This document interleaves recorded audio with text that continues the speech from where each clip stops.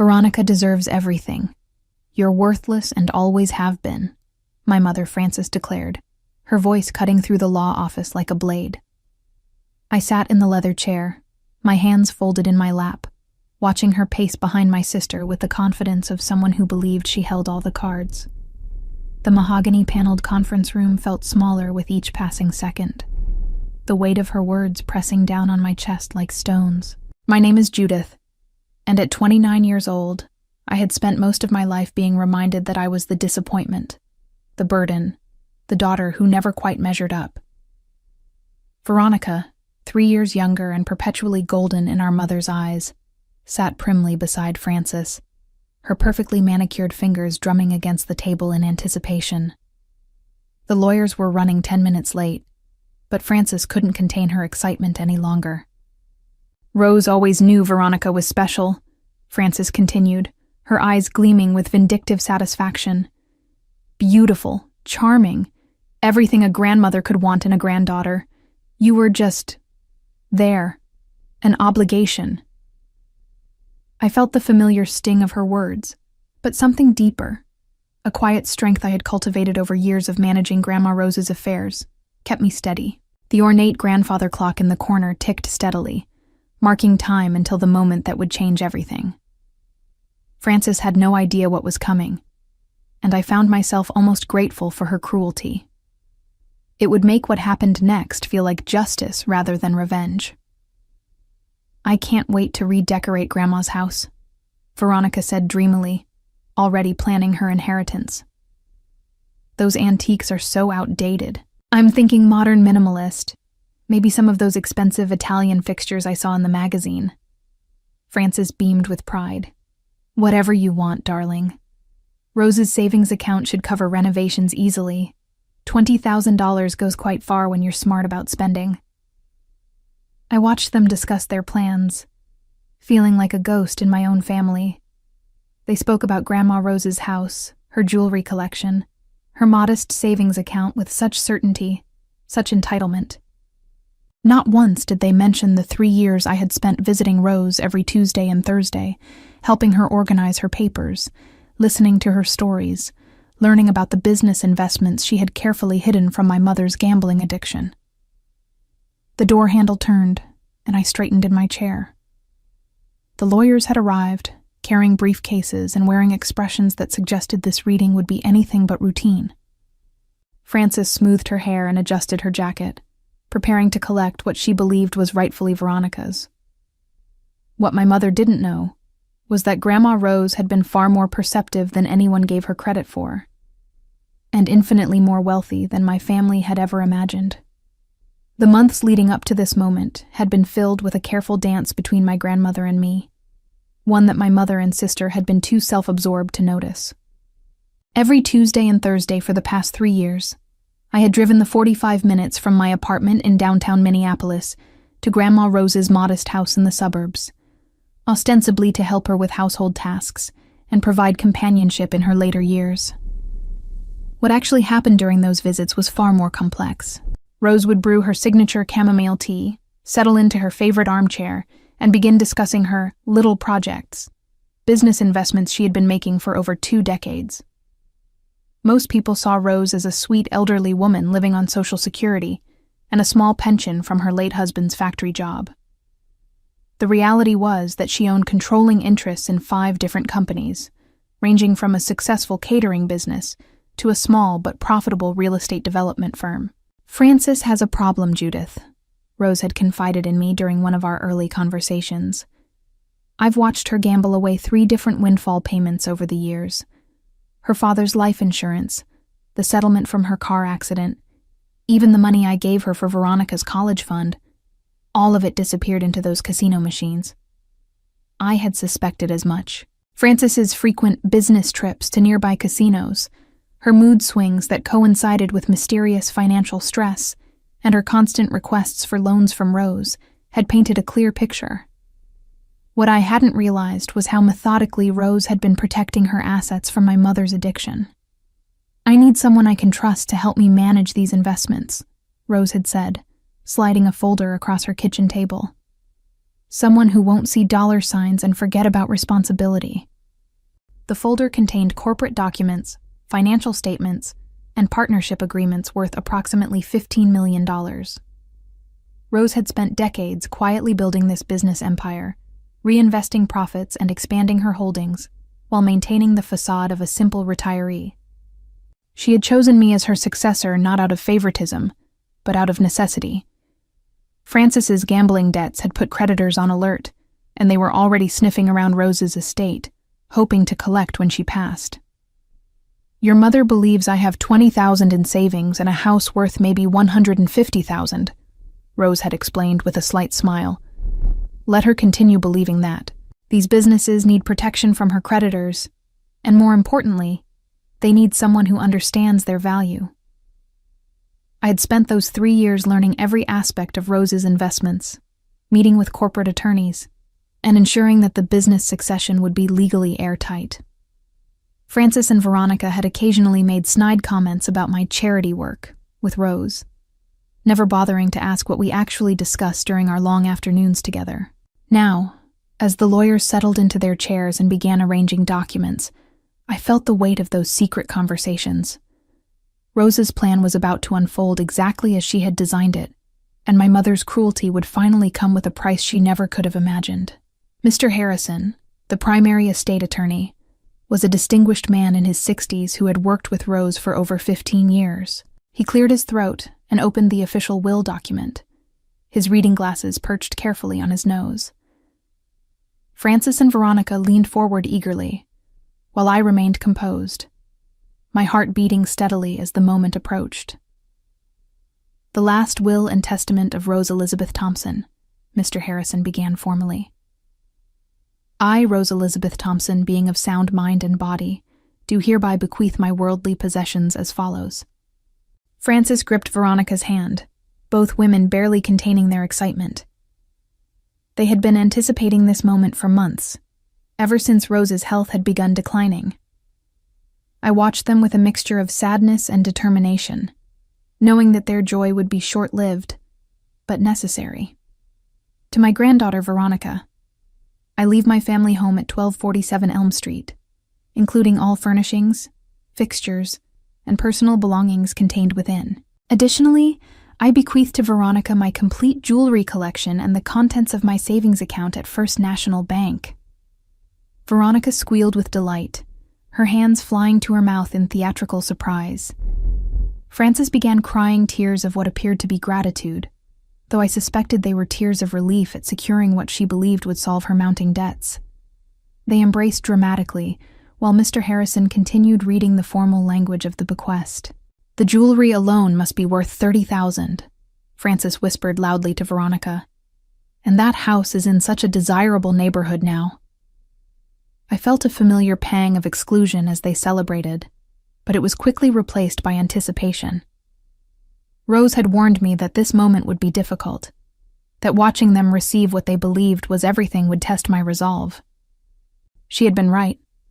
Seeing their triumphant faces, hearing their immediate plans to liquidate Rose's memory for cash, made my chest tighten with grief and anger. "To my granddaughter Judith," Mr. Harrison continued, "I leave my collection of business documents and corporate files housed in the filing cabinet in my home office." Francis actually laughed, a harsh, mocking sound that echoed through the conference room. "Business documents? What business documents? Mother never had any business besides collecting Social Security." Veronica giggled along with her mother. "Poor Judith gets the boring paperwork while I get the house and jewelry. I guess that's fitting." They exchanged a look of shared amusement, their cruelty casual and automatic. I absorbed their mockery without reaction, knowing that their laughter would turn to something very different within the next few minutes. Rose's plan was working perfectly. They were so convinced of their victory that they wouldn't see the reversal coming until it was too late. Mr. Harrison closed the will and set it aside, but he made no move to conclude the meeting. Instead, he looked directly at me with an expression that suggested the real business was just beginning. As Francis and Veronica continued their whispered celebration, a second attorney entered the conference room. Margaret Kowalski was a sharp-featured woman in her 40s who specialized in corporate law, and her presence immediately shifted the atmosphere. She carried a thick briefcase and wore the kind of confident expression that suggested she held information that would change everything. "Ladies," Mr. Harrison said, "I'd like you to meet Margaret Kowalski from Silver Pine Holdings. She has some additional documents that pertain to Rose's estate." Frances barely looked up from her conversation with Veronica about redecorating plans. "Additional documents? What kind of additional documents?" The will was very clear.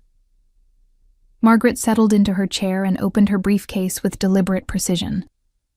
Mr. Harrison is correct that the will addresses Rose's personal property, her home, jewelry, and savings account. However, those items represent only a small fraction of Rose's total assets. Veronica's head snapped up from her phone, where she had been texting friends about her inheritance. "What do you mean, small fraction? Grandma wasn't wealthy. She lived in that tiny house and drove that old car." "Rose Thompson was indeed very wealthy," Margaret replied calmly. "She simply chose to live modestly while building a substantial business empire. For the past 22 years, she owned controlling interests in 5 different companies, managed through a complex but legal corporate structure designed to protect her assets." The color began draining from Frances's face. "Business empire. That's impossible. My mother worked at the post office for 30 years and then retired. She never mentioned any businesses." I watched my mother's confidence start to crumble as Margaret spread corporate documents across the conference table. The papers bore Rose's signature, notarized dates going back decades, and financial statements that showed profits in the millions. Frances picked up one document with trembling fingers, scanning the numbers with growing horror. "These companies," Margaret continued, "include North Peak Engineering, a civil engineering firm that has contracted with the State Highway Department for 15 years, Rainmore Publishing, which owns the rights to several successful regional magazines, Jasper Hollow Foods, a catering company that services major corporate events throughout the Twin Cities, Oxbend Technologies, a small but profitable software development firm, and Larkspur and Finch, a real estate development partnership that has built 3 successful residential communities." Veronica's face had gone pale. How much are these companies worth?" "The combined value, based on the most recent appraisals, is approximately $15 million. The number hung in the air like a physical weight. Frances made a small choking sound, while Veronica gripped the edge of the table so tightly her knuckles turned white. Their celebration had transformed into stunned silence, replaced by the dawning realization that they had been operating under completely false assumptions about Rose's wealth. "Where did the money come from?" Frances whispered. "How could she afford to buy businesses?" Margaret consulted her notes. "Rose began investing in 2002, using your father's life insurance settlement as initial capital. Instead of spending that money, she partnered with existing business owners who needed investors. Over time, she acquired controlling interests through careful reinvestment of profits. She was, by all accounts, an extremely shrewd businesswoman. I watched my mother's face cycle through disbelief, confusion, and growing dread. Frances had always dismissed Rose as a simple woman who needed taking care of, never recognizing the sharp intelligence that had built an empire right under everyone's noses. The condescension Frances had shown toward Rose's little hobbies was now revealed as willful blindness to her mother's remarkable success. "But why didn't she tell us?" Veronica demanded. "Why keep it secret?" Margaret's expression grew serious. Rose was very concerned about protecting these assets from potential creditors. She had observed certain gambling habits within the family and wanted to ensure that her business empire would remain intact. Frances's face flushed red with humiliation and rage. The carefully hidden truth about her addiction was now exposed in front of lawyers and documented in corporate files that could never be denied or dismissed. Margaret reached into her briefcase and withdrew another set of documents, these ones bearing more recent dates and signatures. Rose updated her corporate succession plan 18 months ago, after careful consideration of who should inherit control of these businesses. Frances lunged forward in her chair. Veronica is her primary heir. The will clearly states. The will addresses Rose's personal property, Margaret interrupted firmly.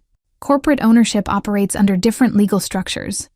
These businesses were never part of her personal estate. They were held in trust, with designated successors chosen based on Rose's assessment of their business acumen and financial responsibility. I felt my heart rate increase as the moment approached. For 3 years I had known this day would come, but experiencing it felt surreal. Frances and Veronica were about to learn that their assumptions about family hierarchy meant nothing in the face of Rose's careful planning. Who inherits the businesses? Veronica asked, her voice strained with anxiety. Margaret turned to face me directly. Judith Thompson has been designated as the primary successor for all 5 companies. She has been working closely with Rose for the past 3 years, learning the operations and meeting with management teams. The transition is designed to be seamless. The silence that followed was deafening. Frances stared at me as if seeing a stranger, her mouth opening and closing without sound. Veronica's perfect composure shattered completely, her face contorting with disbelief and fury. That's impossible, Frances finally managed to say. Judith doesn't know anything about business. She's never shown any interest in...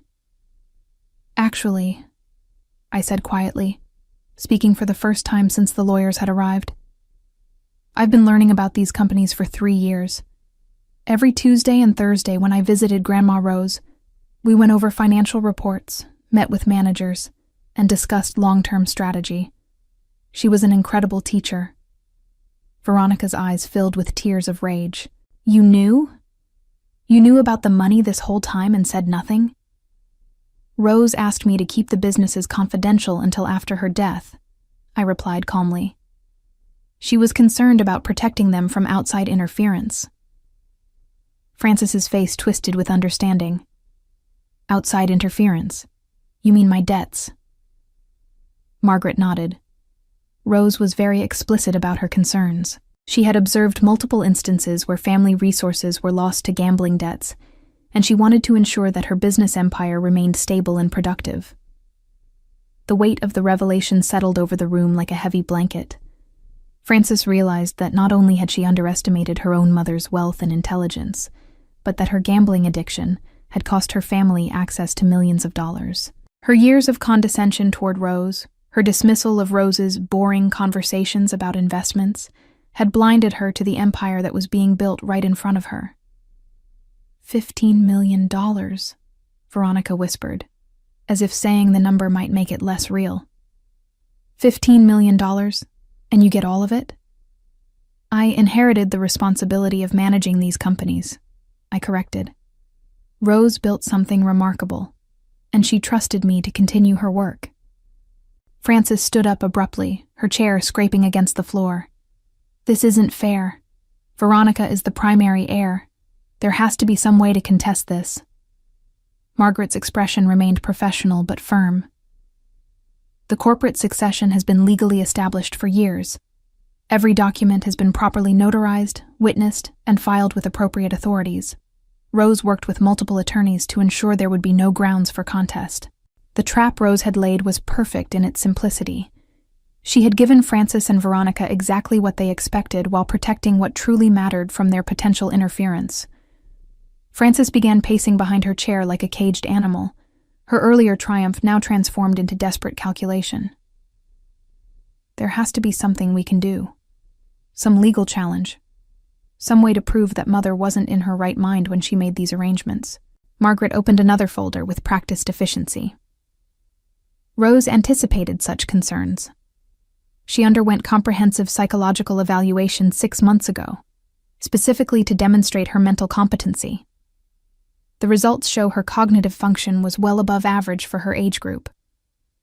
I watched my mother's face as each avenue of denial was systematically closed off. Rose had thought of everything, spending years building legal barriers that would protect her businesses from the very scenario that was unfolding now. Frances's gambling addiction, her pattern of viewing family resources as her own personal bank account, had finally met an obstacle she couldn't manipulate or overcome. But the house, Veronica said desperately. At least I still have the house and jewelry. That's something.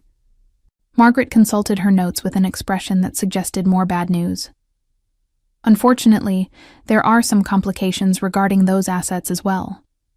Rose's creditors have been monitoring the estate, and there are significant liens against both the property and the jewelry collection. Francis's face went white. Liens? What liens? Your gambling debts, Francis. Several casinos have obtained judgments against you over the past 2 years. They've been waiting for Rose's estate to settle so they could collect against any inherited assets. The house and jewelry will need to be liquidated to satisfy those obligations. The final piece of Rose's protection strategy became clear. She had known that any assets left to Veronica would ultimately end up in Francis's hands, and from there would be seized by creditors.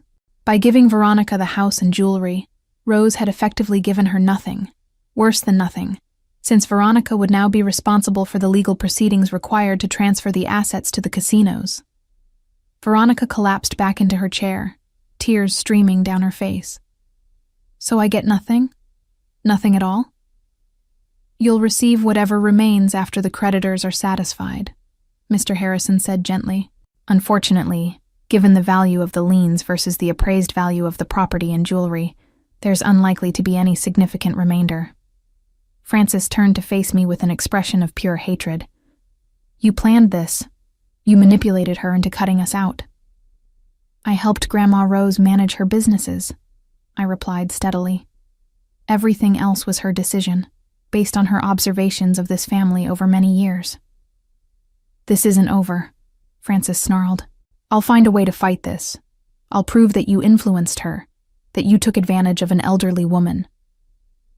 Margaret's voice cut through Francis's threats with professional authority. I should mention that Rose documented her reasoning extensively.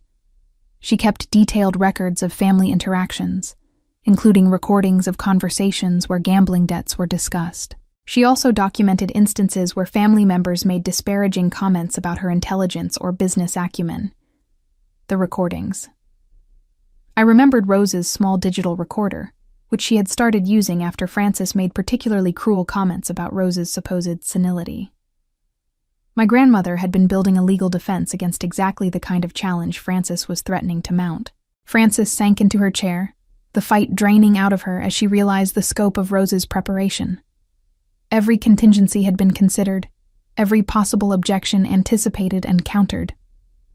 Rose had spent 3 years not just teaching me about her businesses, but building an unassailable legal fortress around the succession plan. The woman my family had dismissed as a simple retiree had outmaneuvered them completely, ensuring that her life's work would be protected from the very people who had taken her generosity for granted. I reached into my purse and withdrew a sealed envelope that Rose had given me 6 months before her death. Grandma Rose asked me to give this to both of you after the legal proceedings were complete. Francis and Veronica stared at the envelope as if it might explode. Their faces bore the hollow expressions of people who had just watched their entire worldview collapse. With trembling fingers, Francis opened the envelope and unfolded the handwritten letter inside. My dear Francis and Veronica, Francis read aloud, her voice breaking. If you are reading this, then my business empire has been revealed, and you understand the true scope of what you have lost. I want you to know that this was not a decision I made lightly. Veronica leaned over to read along, fresh tears spilling down her cheeks. Francis continued reading, her voice growing smaller with each word. Francis, your gambling addiction has cost this family more than you realize. The money you asked me for over the years, the loans you never repaid, came from profits these businesses generated. I calculated that your debts have cost the family over $200,000 in the past 5 years alone. Francis's hands shook as she held the letter. She kept track? Veronica, Francis read on. You have never shown interest in anything beyond spending money and acquiring material possessions. When I tried to discuss my investments with you, you dismissed them as boring old lady hobbies. You made it clear that you saw me as nothing more than a source of inheritance. Veronica sobbed openly now, the weight of her grandmother's disappointment finally reaching her. Judith, on the other hand, spent 3 years learning about these businesses, not because she wanted to inherit them, but because she genuinely cared about my well-being and respected my intelligence. She never asked me for money, never dismissed my accomplishments, and never treated me like a burden. Frances finished reading the letter, her voice barely a whisper. I leave these businesses to Judith because she has earned them through dedication, respect, and genuine love. What you inherit, or fail to inherit, is the result of choices you made over many years. I hope you learn from this experience, though I fear you may not. Love, Mother. The conference room fell silent except for Veronica's quiet crying. Frances stared at the letter for a long moment before carefully folding it and placing it back in the envelope. When she looked up at me, her expression had changed from anger to something closer to defeat. She really planned all of this, Frances said quietly. Every detail. Yes, I replied. She spent 3 years making sure everything would be legally protected and properly documented. Margaret began packing her documents. Judith, you'll need to meet with the management teams of each company within the next 2 weeks. The transition plans are already in place, but there are some signatures required to finalize the transfers. I nodded, feeling the weight of responsibility settling on my shoulders. Rose had prepared me well for this moment, but actually becoming the owner of 5 successful companies felt surreal. I'll make time in my schedule. Frances stood up slowly, moving like someone much older than her 54 years. I suppose congratulations are in order. You played this very well. I didn't play anything, I said firmly. I loved Grandma Rose, and she recognized that love. Everything else followed from there. Veronica finally looked up from her hands. What happens now? What are we supposed to do? You'll need to work with your mother's creditors to liquidate the inherited assets, Mr. Harrison explained. The process will take several months, but it should satisfy the outstanding debts. And after that? Veronica asked. After that, you'll need to build your own lives, I said, not unkindly. Grandma Rose gave you the same gift she gave me, the opportunity to learn from your mistakes. What you do with that opportunity is up to you. Frances gathered her purse and stood to leave. I suppose we won't be seeing much of each other anymore. That depends, I replied. The door is always open if you're ready to build a different kind of relationship. But the days of taking family for granted are over. Frances and Veronica discovered that the gambling debts had grown far beyond what they initially realized, with compound interest and legal fees bringing the total owed to nearly $400,000.